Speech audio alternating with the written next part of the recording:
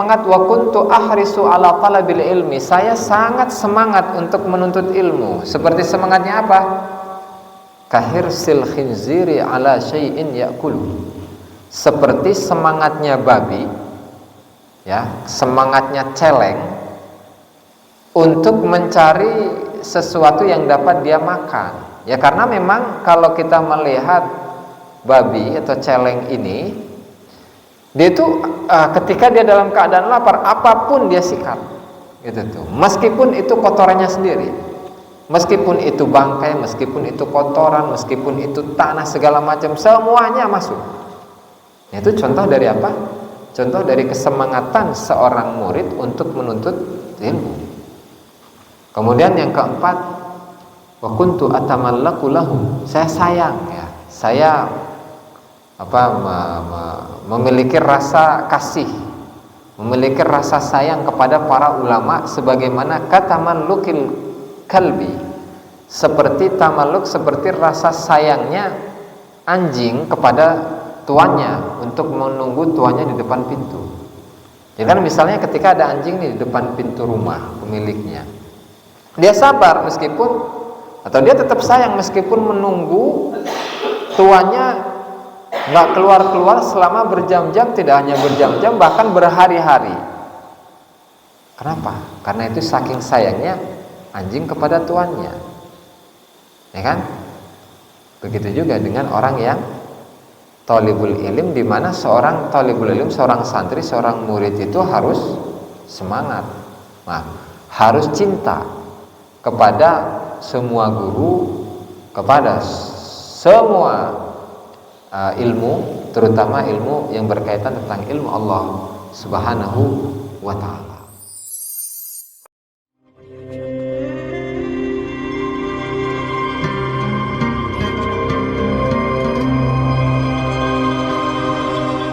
Alhamdulillah, salatu wassalamu ala rasulillah. Para hadirin yang dimuliakan Allah Subhanahu wa ta'ala,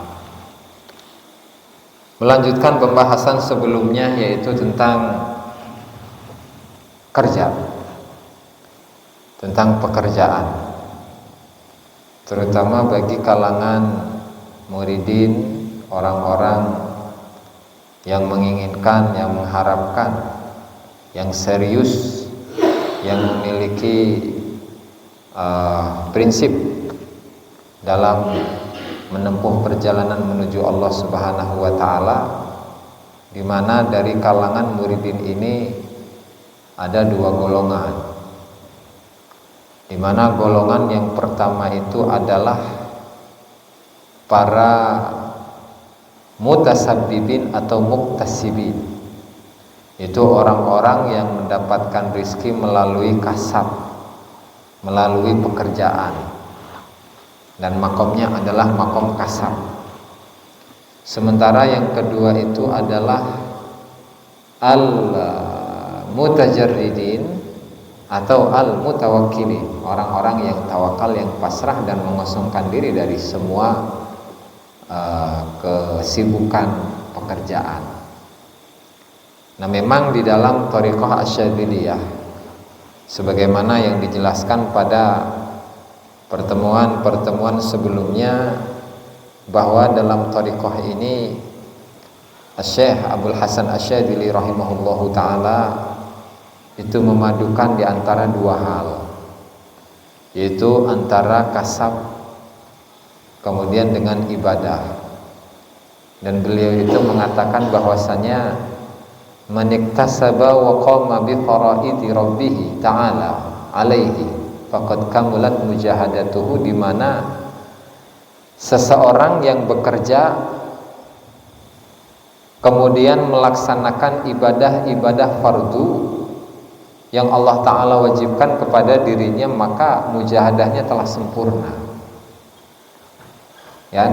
Dan hal ini sedikit berbeda dengan apa yang diungkapkan oleh Syekh Abdul Qadir Al-Jilani, baik di dalam kitabnya Al-Fathur Rabbani atau Jala'ul Khatir ataupun Futuhul Ghaib, di mana beliau mengatakan bahwasanya dalam sebuah hadis Rasulullah sallallahu alaihi wasallam bersabda, at-takassubu sunnati wa tawakkulu halati, di mana takasub atau kasab, kerja, itu adalah sunnah Rasul.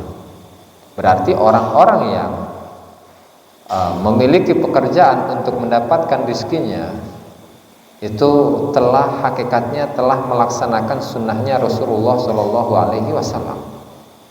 Ya, karena memang para sahabat ketika mereka berinteraksi dengan Rasulullah Shallallahu Alaihi Wasallam, dan masing-masing dari mereka itu memiliki kesibukan yang diantaranya adalah bekerja. Ada yang menjadi pedagang, ada yang menjadi kuli, kemudian ada yang menjadi tukang nulis, ada yang menjadi pengusaha dan lain sebagainya. Dan Rasulullah Shallallahu Alaihi Wasallam tidak memerintahkan mereka semua untuk meninggalkan pekerjaan-pekerjaan mereka.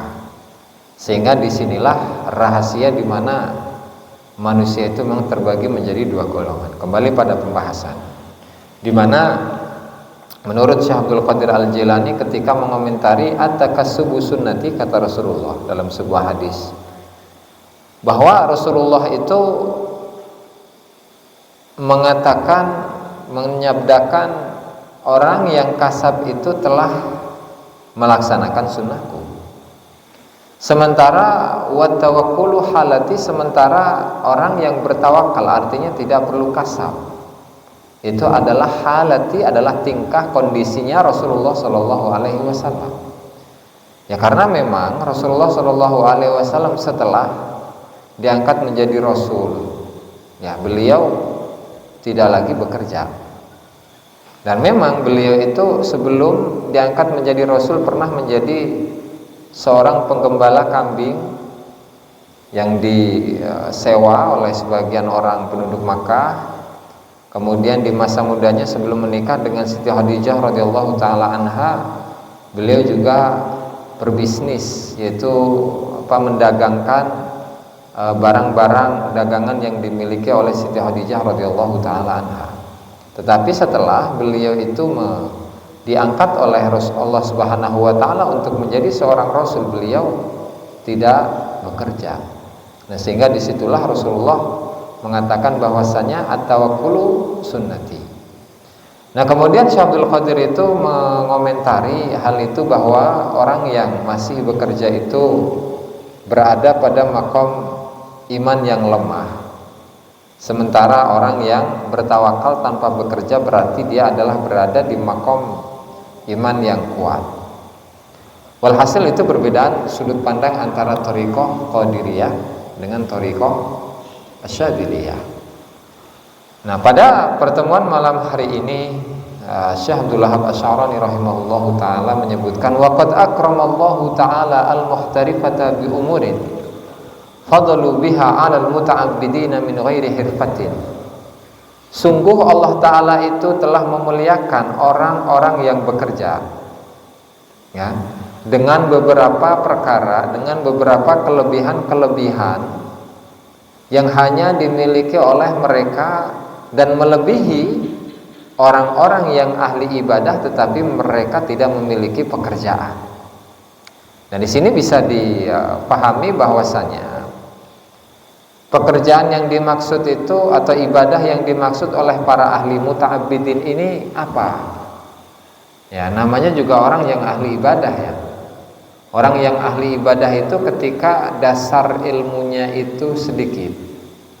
Ya, artinya terlebih lagi ketika dia itu tidak memiliki seorang guru pembimbing, guru mursyid, murabbi atau syekhut thariq, dia tidak memiliki guru tarekat. Maka yang ada dari kalangan para muta'abbidin atau para ubad ini, mereka ini merasa diri mereka lebih mulia, lebih utama daripada orang lain. Terlebih ketika mereka ini menganggap orang lain lebih rendah daripada dirinya. Mentang-mentang dia ini adalah orang yang ahli ibadah, banyak sholat, banyak puasa, banyak zikir, banyak tahajud, banyak sholat duha, banyak sholawat, banyak istighfar. Kemudian dengan banyaknya ibadah ini dia dengan pedenya menghinakan orang lain dan menganggap dirinya lebih mulia daripada orang lain. Nah, di sini yang dimaksud oleh Syekh Abdul Wahab Asy-Syarani rahimahullahu taala dalam redaksinya Al-Muta'abbidin, bukan semuanya orang ahli ibadah, bukan. Jadi orang-orang yang memiliki pekerjaan yang kemudian mereka melaksanakan ibadah-ibadah yang difardukan oleh Allah Subhanahu wa taala itu memiliki 4 kemuliaan daripada orang yang ahli ibadah. Yang pertama, satu, mana tadi? Anna a'mala ahadihim lahu bikaunihi yaqulu min kasbihi la min sadaqatin nasi wa usakhihim. Jadi orang yang bekerja itu pekerjaan-pekerjaan salah satu dari mereka itu didapatkan dari hasil keringat sendiri, ya. Hasil keringat sendiri, sehingga dia itu memakan makanan atau rezeki yang dihasilkan dari kasabnya sendiri, upayanya sendiri, bukan dari sedekah-sedekah atau pemberian dari orang lain, dan bukan dari ausakhin nas, bukan dari kotoran-kotorannya manusia. Ya, karena hakikat dari sedekah itu adalah sedekah, baik itu berupa zakat gitu ya, atau berupa fidyah, atau berupa kafaroh, ataupun yang lainnya. Itu kan semuanya adalah harta-harta yang dikeluarkan dari tangannya, yang tujuannya itu adalah untuk membersihkan diri dari orang yang mengeluarkan sedekah atau mengeluarkan materi. Sehingga hakikatnya itu adalah kotoran-kotoran manusia. Ya, baik itu zakat, ya, baik itu zakat, baik itu sedekah, baik itu kafaroh, baik itu diyah, ataupun yang lain. Yang penjelasannya itu ada di dalam fikih, di mana Rasulullah Shallallahu Alaihi Wasallam itu ketika menemui, ketika melihat cucunya yaitu Sayyidina Hasan dan Husain radhiyallahu taala anhuma, itu beliau diberi makan oleh seseorang yang mengeluarkan zakat dari kurma. Beliau menyuapkan kepada Sayyidina Hasan itu 1 biji kurma, kepada Sayyidina Husain juga 1 biji kurma. Dan ternyata ditanya oleh Rasul, "Ya fulan, ini apa ini yang engkau masukkan ke dalam mulut dari Hasan dan Husain?" "Ya Rasulullah, ini adalah sedekati, ini adalah sedekahku, ini adalah zakatku." Jadi kalau di kalangan ahli fikih itu zakat dan sedekah itu sama artinya. Ketika disebutkan sedekah itu artinya adalah zakat. Ini adalah zakatku wahai Rasulullah. Qala akhrijah, keluarkan, jangan kasih dia. Yang pada akhirnya Sayyidina Hasan dan Husain itu dicengkiwing, dan tadi balik itu ya, kakinya ditarik ke atas untuk agar mengeluarkan atau memuntahkan kurma yang sudah dimakan oleh Sayyidina Hasan dan Husain. Nah, kemudian beliau mengatakan, "Innama hiya ausakhun nas, la tahillu li Muhammad wa la li ali Muhammad." Di mana sedekah atau zakat ini merupakan kotoran-kotoran dari manusia yang tidak halal bagi Nabi Muhammad, dan juga tidak halal, artinya haram, bagi keluarganya Nabi Muhammad SAW. Sehingga para fuqaha, para ahli fikih itu menafsirkan atau menggali hukum dari hadis ini bahwasanya para ahlul bait itu tidak boleh untuk menerima zakat. Kenapa?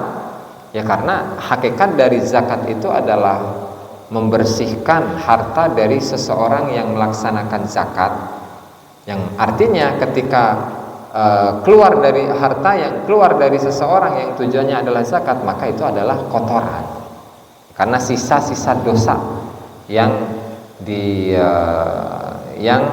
dimiliki oleh orang yang mengeluarkan zakat. Kembali pada pembahasan, di mana yang pertama, orang yang bekerja kemudian dia melaksanakan ibadah-ibadah fardu itu ternyata lebih utama daripada orang yang ahli ibadah, merasa pede dengan ibadahnya, merasa dirinya itu lebih mulia daripada orang lain lantaran ibadahnya. Itu yang pertama, kemuliaan yang didapat adalah amal-amal dari orang yang bekerja itu lebih mulia. Karena apa? Karena orang yang bekerja itu memakan rizki, memakan harta dari hasil keringatnya sendiri, sementara orang-orang yang ahli ibadah tadi dengan kriteria yang disebutkan di atas itu memakan harta dari sedekah-sedekahnya manusia dan kotoran-kotoran dari manusia, artinya harta-harta yang berasal dari zakat. Itu pertama. Kemudian yang kedua, atsani adamu da'wahu al-ilma wa takabburihi 'alal jahilin fayashhadu haqarata nafsihi wa ta'dhima ghairihi.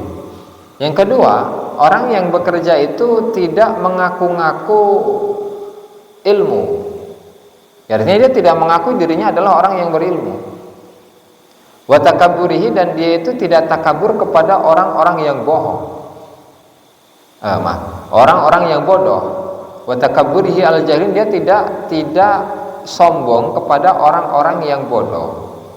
Tetapi yang dilakukan oleh tadi orang yang bekerja itu, dia menyaksikan bahwa dirinya adalah lemah, haqaratan nafsi, dirinya adalah rendah, dirinya adalah hina.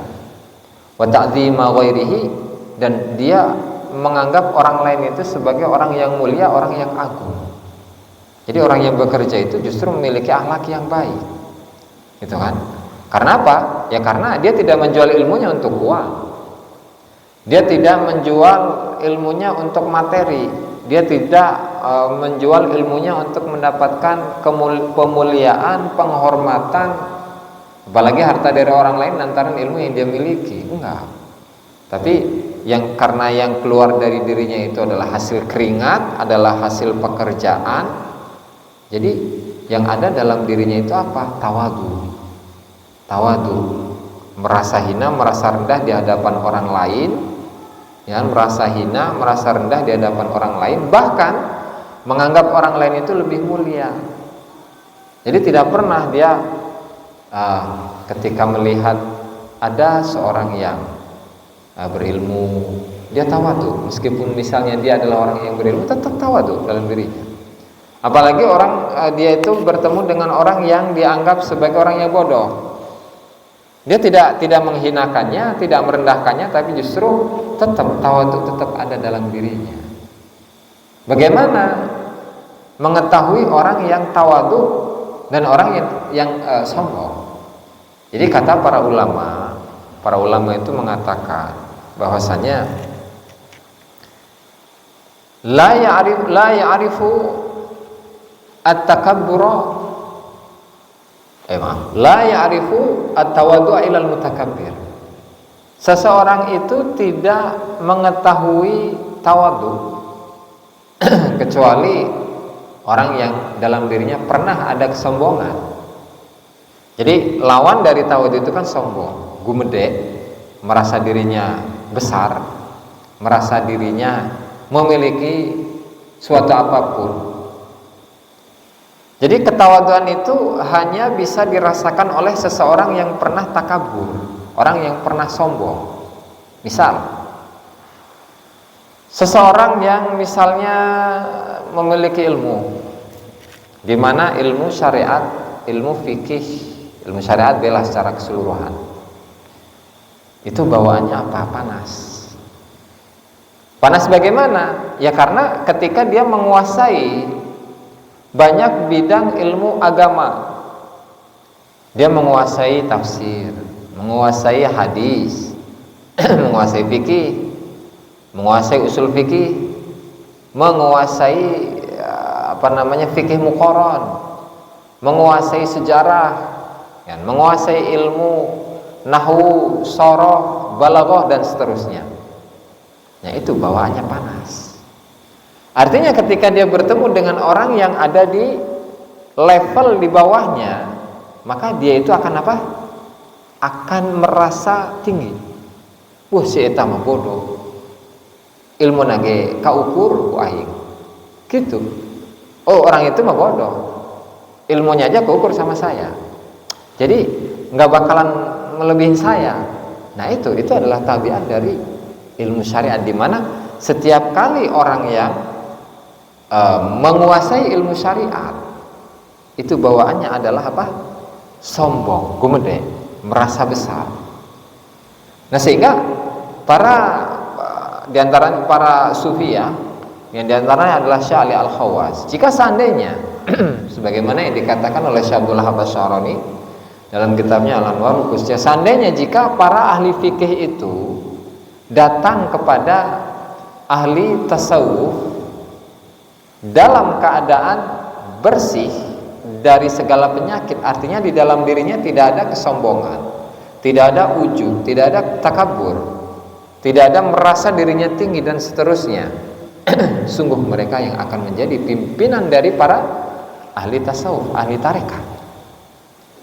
Tapi karena kenyataannya itu sebaliknya, para fuqaha itu datang kepada ahli tasawuf, ahli thariqah dalam keadaan belepotan dengan segala penyakit-penyakit hati. Ya, makanya penyakit hati mereka itu rada sulit untuk diobati. Kenapa? Tadi tabiat dari ilmu itu panas, pengennya tinggi, pengennya dimuliakan oleh orang lain dan merendahkan orang lain. Nah, sehingga dari sinilah kenapa para ahli sufi pun juga mengatakan, seandainya para ahli fikih itu mengamalkan ilmu yang mereka miliki, sungguh mereka itu akan memiliki karomah sebagaimana yang dimiliki oleh para kaum sufi. Gitu. Nah, meski demikian, Syekh Abdul Qadir Al-Jilani rahimahullahu taala dalam kitabnya Al-Fathur Rabbani, beliau sedikit banyak membahas akan pentingnya thalabul ilm, ya, akan pentingnya menuntut ilmu, di mana penempuhan ilmu itu penuh dengan perjuangan, di mana beliau ketika belajar selama puluhan tahun, ya, mulai dari umur berapa tuh, 18-17 tahun sampai beliau itu menjadi seorang ulama, ya, beliau penuh dengan mujahadah, penuh dengan perjuangan yang tidak gampang, yang tidak mudah. Mana ya? Ya jahil, ta'allamil ilma fala khaira fi ibadihi bila ilmin, wala khaira fi iqanin bila ilmin wa amalin, fa innaka tuflihu dunyan wa akhirah. Idza lam yakun laka sabrun ala tahsilil ilmi wal amali bihi, kaifa tuflih? Al ilmu idza a'taitahu kullaka a'taka ba'dahu. Okay. Jadi kata Tuhan Syekh Abdul Qadir rahimahullahu taala, ya jahil, wahai orang yang bodoh. Jadi beliau itu di hadapan murid-muridnya menggunakan kata-kata yang kasar itu sudah biasa. Itu tujuannya apa? Ya untuk apa ya, katakanlah menghantam rasa gumede, takabur, kesombongan yang ada dalam diri murid-muridnya. Ya, sehingga bahasanya itu ya bahasa-bahasa kasar, wahai orang bodoh, wahai orang dungu, gitu, biasa itu Tuan Syekh Abdul Qadir. Dan beliau juga sudah memberikan alasan kenapa saya menggunakan kata-kata kasar ini, atau supaya kalian sadar gitu. Karena kalau nggak digituin nggak sadar-sadar. Oke, lanjut. Ya jahilu, wahai orang yang bodoh, ta'allamil ilma. Ta'allam, belajarlah engkau, pelajarilah oleh engkau al ilmu, ilmu, pelajarilah ilmu oleh engkau. Kenapa? Fala khaira fi ibadihi bila ilmin. Ya karena di kalangan hamba-hambanya Allah Ta'ala ketika tidak ada ilmu, maka nggak ada kebaikan di dalam hamba-hamba Allah Ta'ala. Wala khaira fi iqanin bila ilmin wa amalin. Dan dalam keyakinan itu tidak ada baiknya, tidak ada kebaikan dalam sebuah keyakinan yang tanpa ada ilmu dan tanpa ada amal. Saya yakin, misalnya seseorang mengatakan, saya yakin bahwa rizki Allah Ta'ala itu sudah dibagi kepada seluruh manusia sesuai dengan takarannya, ya.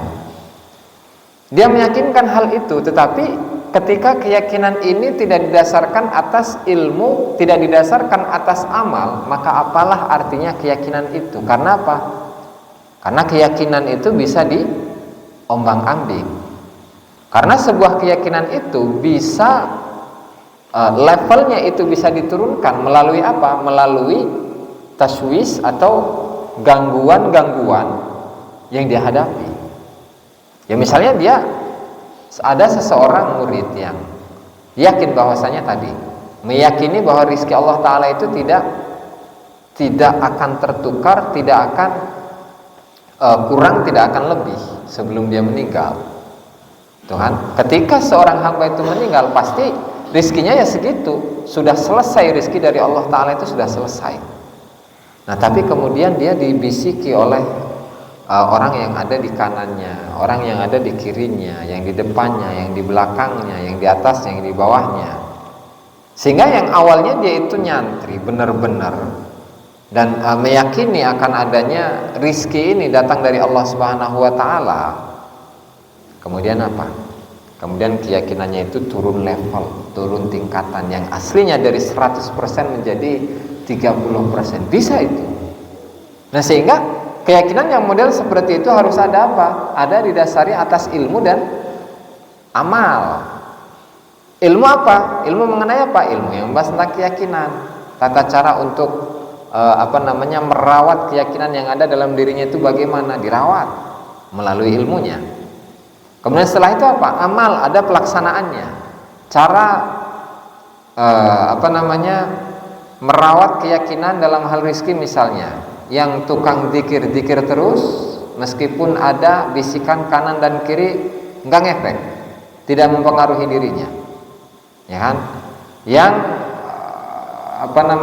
orang yang tukang ngaji terus, mesantren terus, ya, dia yakin akan rizki Allah Subhanahu wa Ta'ala meskipun ada bisikan kanan dan kiri enggak ngefek bagi dirinya, tetap lanjut terus meskipun dicaci maki oleh siapapun.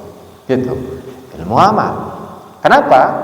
Karena ketika ada penyandingan antara ilmu dengan amal itu, fa innaka tuflihu dunya wa akhirah, engkau akan menjadi orang yang sukses. Di mana? Tidak hanya di dunia, tidak hanya di akhirat, di dunia pun dia akan menjadi orang yang sukses. Sehingga apa yang harus ditanamkan? Idza lam yakun laka sabrun ala tahsilil ilmi wal amali bihi kaifa tuflih. Ketika engkau itu tidak memiliki kesabaran untuk mencapai ilmu, untuk menggapai ilmu dan untuk menggapai amal, mengamalkan ilmu itu, maka bagaimana engkau menjadi orang yang sukses di hadapan Allah Subhanahu wa Ta'ala? Enggak bisa, artinya tetap ada ilmu, ada amal, ada kesabaran. Ya karena enggak segala sesuatu itu dicapai dengan kontan, enggak. Atau Rasulullah aja sih, perjalanan Rasulullah dari periode Mekah 13 tahun, kemudian periode Madinah 10 tahun, yang di total adalah 23 tahun. Sempurnanya Islam itu selama 23 tahun. Itu kalau Rasulullah nggak sabar, itu Islam tidak akan sempurna itu. Di Mekah misalnya selalu diganggu oleh kaum kufar kafir Quraisy. Itu kalau beliau tidak memiliki kesabaran, nggak mungkin beliau tahan selama 13 tahun dengan gangguan yang ada. Gangguannya tidak hanya bacot, tidak hanya omongan, tidak hanya berupa omongan, tapi gangguan fisik. Ada sahabat-sahabatnya yang dibunuh, ada yang disiksa, ada yang disogok, bahkan beliau ditawari uang, ditawari perempuan, ditawari segala macam. Ya, kalau tidak ada kesabaran dalam diri beliau, nggak bakalan sukses itu, dan nggak bakalan diperintahkan oleh Allah Subhanahu wa Ta'ala untuk hijrah dari Mekah ke Madinah. Sehingga ketika kita menuntut ilmu, ya kan, pesantren, di sebuah pesantren atau ngaji, ya tetap harus kesabaran. Atau anak kecil, anak kecil, seorang bayi itu nggak ujuk-ujuk ketika dia brojol lahir nggak langsung bisa lari kan. Tapi pertama dia itu nggak bisa ngapa-ngapain, bisanya ngejengek, nangis, pengen susu gitu kan. Terus setelah sekian bulan bisa ngerangkak, setahun bisa jalan, 2 tahun bisa lari, bisa ngomong gitu kan. dan seterusnya, bisa guyon, terus kalau gedenya bisa pacaran, nah gitu kan, proses. Nah begitu juga dengan menuntut ilmu ya, karena ketika seseorang itu tidak sabar untuk menggapai ilmu dan amal, maka dia tidak akan menjadi orang yang sukses di hadapan Allah Subhanahu wa ta'ala. Makanya dalam sebuah hadis Rasulullah SAW itu bersabda, "Man talabal ilma liyujariya bihil ulama." Barang siapa yang menuntut ilmu untuk menyaingi para ulama, auliyumari bihi sufaha, atau untuk berdebat dengan orang-orang yang bodoh, orang yang dungu, atau yang ketiga au yasrifa bihi wujuhan nasi ilaihi, atau dia untuk memalingkan wajahnya orang-orang agar dia mendapatkan perhatian dari orang banyak, maka adkhalahullahu ta'ala an-nara, maka Allah Ta'ala akan memasukkan orang yang menuntut ilmu itu ke dalam neraka. Kenapa? Karena niatnya yang gak bagus. Dia menuntut ilmu bukan untuk memperbaiki diri, menuntut ilmu bukan agar dia itu ingin dekat dengan Allah Subhanahu wa ta'ala, tetapi untuk gagah-gagahan, untuk menyaingi ulama tertentu, untuk berdebat dengan orang yang bodoh, atau untuk menjadi seseorang yang populer di kalangan masyarakat. Maka orang yang seperti ini, orang yang menuntut ilmu tapi niatnya tidak baik, maka tetap Allah Subhanahu wa ta'ala akan memasukkan dirinya ke dalam neraka. Kan? Dan hakikat dari ilmu mengatakan al ilmu idza a'taitahu kullaka a'taka ba'dahu. Ketika ilmu itu engkau berikan totalitas yang ada di dalam dirimu, semua yang ada dalam dirimu, baik itu waktu, baik itu pikiran, baik itu materi, ya, baik itu harta, baik itu rasa kesehatan, segala macam. Ketika kita memberikan kepada ilmu totalitas yang ada dalam diri kita, maka ilmu itu hanya akan memberikan kepada kita sebagian. Nah, bagaimana dengan seseorang yang tidak memberikan totalitas kepada ilmu? Artinya untuk membeli kitab aja hemat, gitu kan? Untuk meluangkan waktu untuk ngaji, mendingan ngobrol, ngerokok, ngopi, tidur, gitu kan? Kena kabeh ya, man. Maka yang dia dapat berapa persen dari ilmu, gitu kan? Ya otomatis 0% bisa jadi.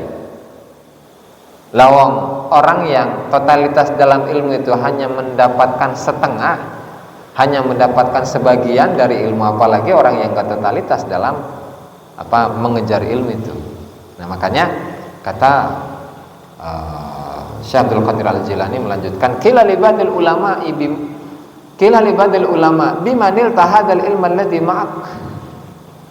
Sebagian ulama pernah ditanya, wahai kiai, wahai ustadz, wahai abuya, dengan cara apa engkau itu mendapatkan ilmu yang ada dalam dirimu ini? Kemudian sebagian ulama itu menjawab, biba quratil qura.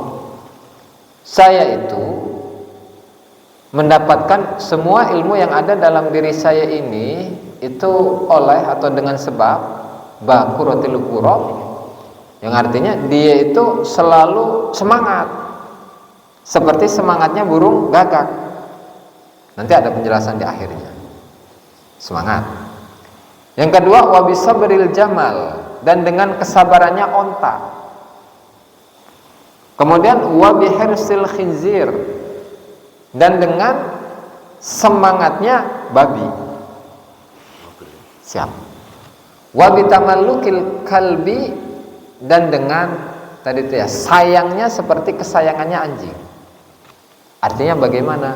Kuntu ubakiru ila abwabil ulama.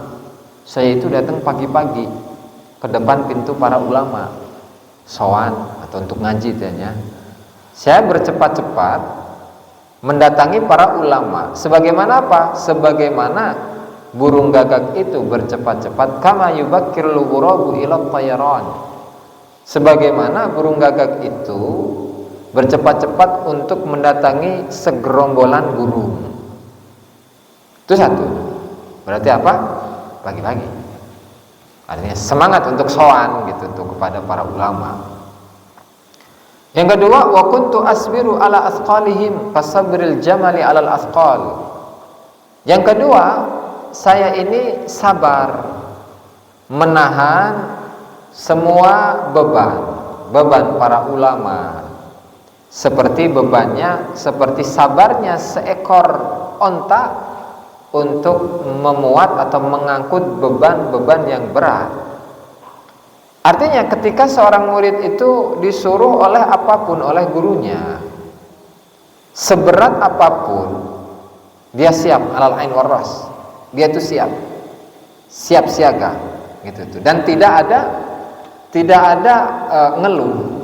Saya capek, saya berat, saya ngantuk, saya ini, saya itu, nggak ada. Kenapa?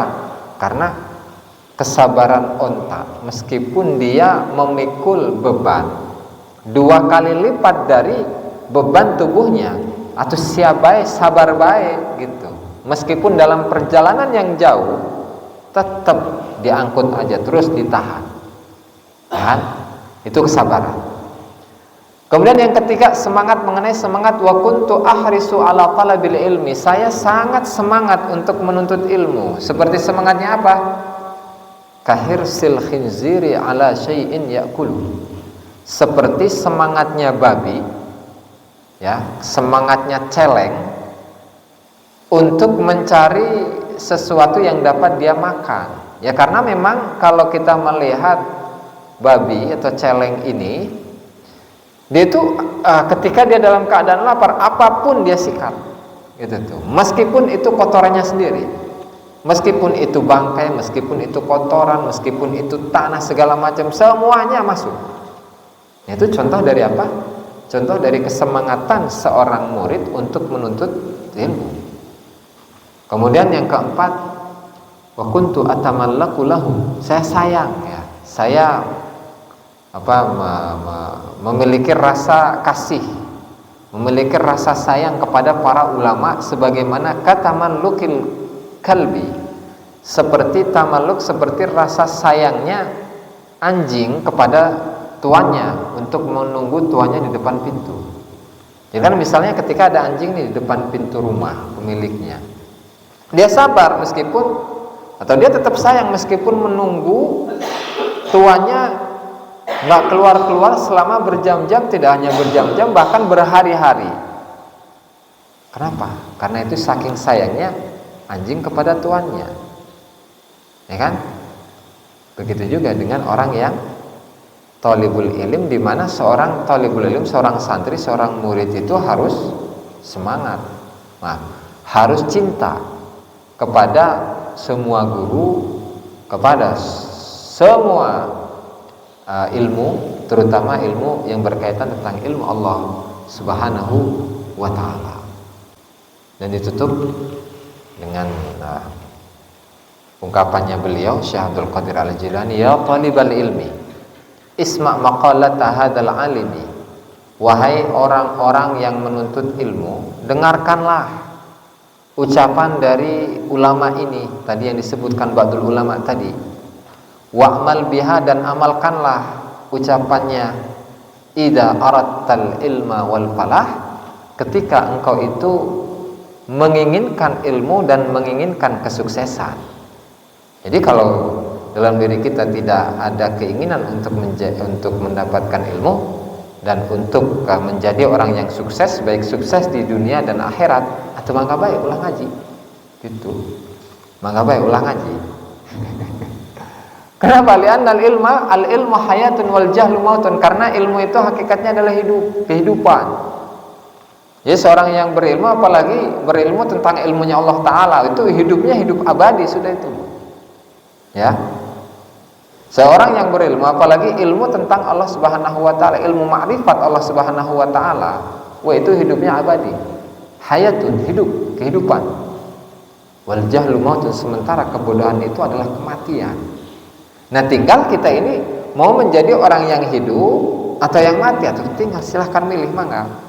Mau menjadi orang yang hidup, silahkan, apalagi hidup ruhnya gitu kan. Atau orang yang mati jasad dan ruhnya, itu silahkan jadi orang bodoh aja gitu terus. Dan al-alimu al-amilu bi ilmihi al-mukhlisu fi amalihi al-musabiru ala ta'limihi bihaqqi rabbih azza wa jalla la mauta lahu. Seorang yang berilmu, yang mengamalkan ilmunya, yang ikhlas dalam mengamalkan ilmu, yang sabar untuk mengajarkan ilmu atas haknya Allah Subhanahu wa taala, maka hakikatnya dia tidak mati, la mauta lahu, tidak ada kematian bagi dirinya. Kenapa? Li'annahu idza mata iltahaqa bi rabbih azza wa jalla. Ya karena meskipun orang yang berilmu, yang beramal, yang ikhlas beramal, ikhlas mengajar untuk Allah Subhanahu wa taala, ketika dia mati sekalipun, maka iltahaqa bi rabbih, dia akan bergabung dengan Allah Subhanahu wa taala, sehingga pada amat hayatuhu, hidupnya itu akan abadi bersamanya. Nah, maka pada akhirnya Asy'adul Qadir Al-Jilani rahimahullah, Allahumma rizqna al-ilma wal ikhlasa bihi, ya Allah, berikanlah rizki kepada kami berupa apa? Tidak hanya berupa duit. Allahumma rizqna al-ilma, ya Allah, berikanlah rizki kepada kami berupa ilmu.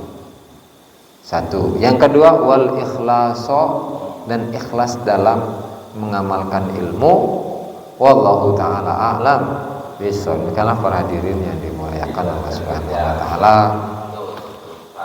pengajian pada malam hari ini yang dapat disampaikan, semoga apa yang disampaikan tadi bermanfaat bagi kita semua, dan mudah-mudahan kita bisa mengamalkannya, amin ya rabbal alamin. Kurang dan lebihnya saya mohon maaf. Wallahul muwaffiq ila aqwamit thoriq. Wassalamualaikum warahmatullahi wabarakatuh.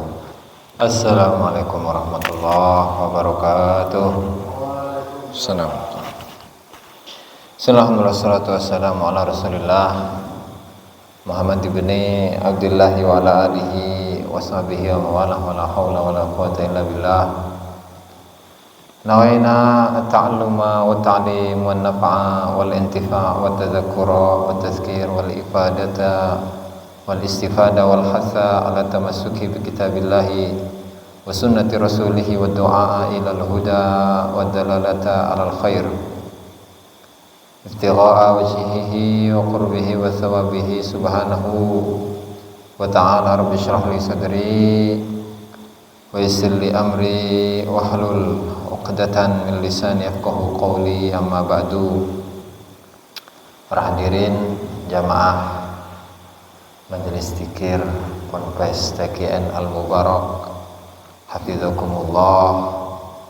Alhamdulillah, pada malam hari ini kita melanjutkan pengajian kitab Al-Minahus Saniyah Alal Wasiyatil Madbuliyah karya Syekh Abdul Wahhab Asy'arani rahimahullahu ta'ala. Dan kita sampai pada pembahasan mengenai menghindari tipuan dalam kerja. Sebelum kita mulai, mari kita hadiahkan Al-Fatihah kepada mu'alliful kitab, semua ulama, semua guru kita, semua orang tua kita, muslimin, muslimat, mu'minin, mu'minat, ala hadihi niyah wa ala kulli niyatin salihah wa ala ma nawa bihi aslafuna salihin wa ala hadratin Nabi Muhammad sallallahu alaihi wasallam. Al-Fatihah. A'udzu billahi minasyaitonir rajim. Bismillahirrahmanirrahim. Alhamdulillahirabbil alamin. Arrahmanir rahim. Maliki yaumiddin. Iyyaka na'budu wa iyyaka nasta'in. Ihdinas siratal mustaqim. Shiratal ladzina an'amta 'alaihim ghairil maghdubi 'alaihim waladdallin. Qala al-musannif Asy-Syaikh Abdul Wahhab Asy'arani rahimahullahu ta'ala fi kitabih Al-Anwar, fi kitabih Al-Minahus Saniyah Alal Wasiyatil Madbuliyah karya Syekh Abdul Wahhab Asy'arani, ila an qala wahdhar min ghishil hirfati ila an qala wa qad akramallahu ta'ala al-muhtarifata bi umurin fadlu biha 'alal muta'abbidina min ghairi hirfatin Waqat akramalan teman-teman muliakan sapa Allah Ta'ala al-muhtarifata ing pira-pira wong kang kerja biumurin kelawan pira-pira perkara fadalu kang padha ngluwihi sapa muhtarifah biha kelawan umur alal muta'abbidina ing atase pira-pira wong kang ahli ibadah min ghairi hirfatin kelawan tanpa pekerjaan.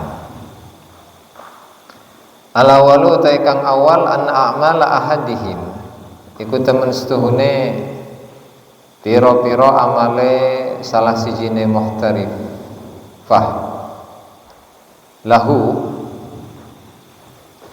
lahu maring ahad li kaunihi iku krana anane ahad iku yakulu mangan sapa ahad min kasbihi saking pekerjaane ahad la min sadaqatin nasi ora saking pira-pira sedekahe menungso wa ausahihim lan pira-pira kotorane menungso.